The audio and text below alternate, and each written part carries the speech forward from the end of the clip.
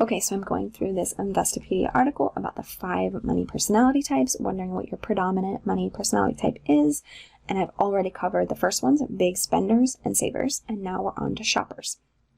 So shoppers, according to this Investopedia article, often develop great emotional satisfaction from spending money. So it's not really about the thing that they're buying and more about actually just spending the money. So they can't resist spending, even if it's to buy items that they really don't need. They may be aware that they have a spending problem, and they might be concerned about the debt that it's creating for them. And they often do enjoy bargains.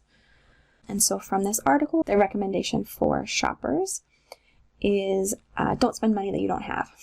And so being really careful with things like credit cards, because if you understand how credit card payments work, you do not want to get in credit card debt. I have another video about credit card payments, the minimum payment, and how long you might be in debt if you just pay the minimum payment.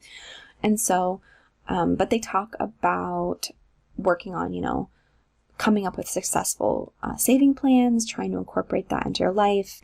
And then this other article, the Big Think article, recommends balancing your current spending and a focus on saving, which is actually spending just in the future. And focus on positive emotions you'll feel when saving for future things that matter most to you.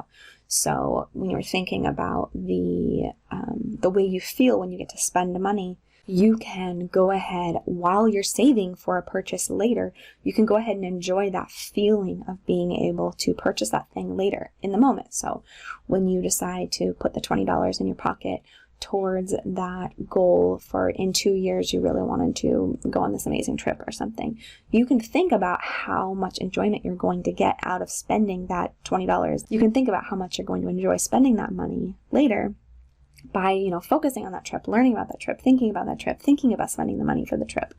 And so another thing that I would think about is automating things. So definitely you want to make sure that you don't have money that is spendable all the time, or at least you make sure that you have automatically set up so that your money is put away for retirement, it's put away for all of these other goals, so that you don't just go kind of spend the money, and making sure that you have a good plan in place so that you don't get yourself into credit card debt.